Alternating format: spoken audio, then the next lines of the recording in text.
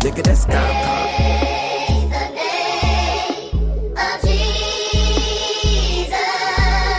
Oh, praise the name of Jesus.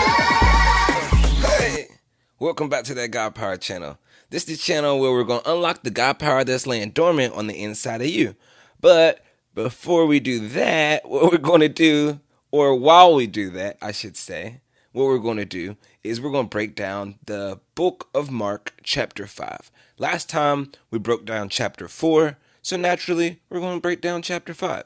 Now, if you didn't watch chapter 4, I highly suggest go back and watch it. It was really cool because that was like when Jesus talked to the waves and he was like, stop, be still. Like he told the waves and the wind to chill, and they listened. There's also a lot of other cool stuff that happened there, so go back and check it out. I'll put the video at the end of this video in the cards. But let's jump into chapter 5. Thanks for joining me here. Let's learn about what happens in chapter 5. Okay, this is about to be cool. So at the end of chapter 4, Jesus was crossing the lake and a storm happened. So at the beginning of chapter 5, they arrive at the other side of the lake, and Jesus gets out the boat, and then a man possessed by an evil spirit comes from the cemetery to meet with him. The man lived amongst the burial caves and could no longer be restrained even with a chain. He was often put in chains and shackles, but he would snap out the chains from his wrists and smash the shackles. And no one was strong enough to subdue this dude. So day and night he would be wandering around the burial caves in the hills, howling and cutting himself with sharp stones. So this dude was deranged, like possessed by crazy stuff. But when Jesus was still some distance away, the man saw him and ran to meet him and bowed before him. And with a shriek he screamed, "Why are you interfering with me, Jesus, Son of the Most High God? In the name of God, I beg of you, don't torture me." And then Jesus already said to the spirit, "Come out of this man, you evil spirit." And then Jesus demanded, "What is your name?" And then the man replied, "My name is Legion, because there are many of us inside this man." The evil spirits begged him again and again not to send them to some distant place. There happened to be like a large herd of pigs feeding on the hillside nearby. "Send us into those pigs. Let us enter them," the spirits begged. So Jesus gave them permission, and the evil spirits came out the man and entered the pigs, and the entire herd of about 2,000 pigs plunged down the steep hillside and into the lake and drowned in the water. 2,000 pigs. Like, put that into scope. Like, 500 pigs is a lot of pigs. But then do another 500. And then do two more 500. That's 2,000. That's a lot of pigs. So that was like a scene. And the herdsmen, they fled to the nearby town and the surrounding countryside, spreading the news as they ran. And people rushed out to see what had happened. So a crowd soon gathered around Jesus, and they saw the man who had been possessed by the legion of demons. He was sitting there, fully clothed and perfectly sane, and they were all afraid. And then those that had seen what happened told the others about the demon-possessed man and the pigs, and the crowd began pleading with Jesus to go away and leave them alone. So Jesus did it. And as he was getting into the boat, the man who had been demon-possessed begged to go with him. "Jesus, I want to go with you." But Jesus said, "No, go home to your family and tell them everything that the Lord has done for you and how merciful he has been." And so the man started off to visit the 10 towns of that region and begin to proclaim all the great things that Jesus had done for him. And everyone was amazed at what he told them. Alright, so Jesus got in the boat and went back to the other side of the lake, where a large crowd gathered around him on the shore. Everywhere Jesus goes, there's a large crowd. That seems to be a thing. So then the leader of a local synagogue, whose name was Jairus, arrived. And when he saw Jesus, he fell at his feet, pleading fervently with him. "My little daughter is dying. Please come and lay your hands on her so she can live." And Jesus went with him, and all the people followed, crowding around him. Now, this is a big, huge crowd. A woman in the crowd had suffered for 12 years with constant bleeding.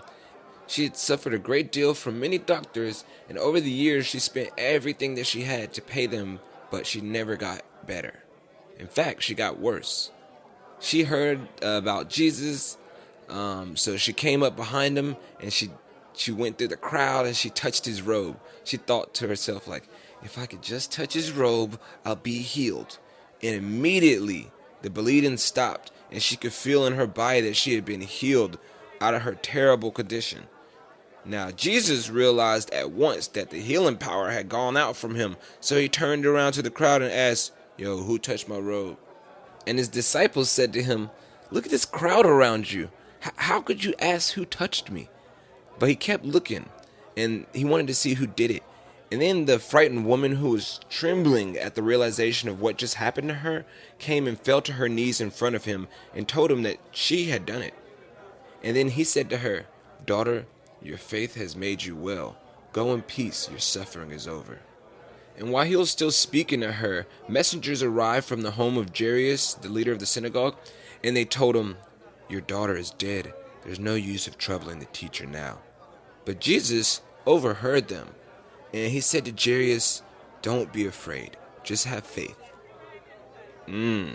That's a key thing. That's something that Jesus often has said to people. Just have faith. And every time they do have faith, something great happens. So let's see what is about to happen. So Jesus stopped the crowd and wouldn't let anyone go in with him except Peter, James, and John, and, Jairus, of course. And when they came to the home of the synagogue leader, Jesus saw much commotion and weeping and wailing. And he went inside and he asked, "Why all the commotion and weeping? The child isn't dead. She's only asleep." And then the crowd laughed at him, which I find rather weird. Maybe I said this in the breakdown of Matthew, but why are they laughing at this time? Like, even if somebody says something like, "Yo, the girl is asleep," that's still nothing to laugh about. It's a weird reaction, but whatever. That's what happened. So Jesus, he made all of them leave, and he took the girl's father and mother and 3 disciples into the room where the girl was lying. Holding her hand, he said to her, "Talith Karum," which means, "Little girl, get up." And the girl, who was 12 years old, immediately stood up and walked around. They were overwhelmed and totally amazed. Jesus gave strict orders not to tell anyone what happened, and he told them to give her something to eat because obviously she just came back to life.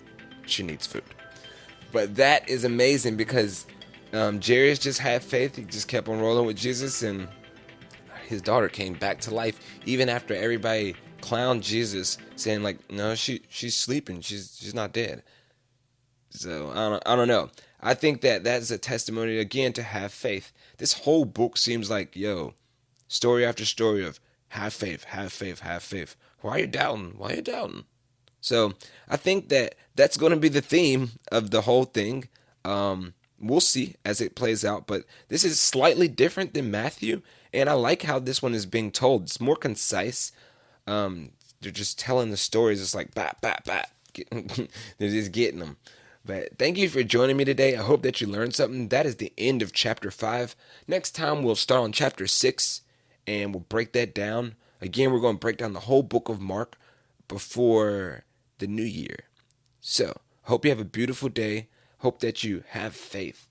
If there's something that you are struggling with, look, if no one's told you this, I'm trying to tell you now because I just read it.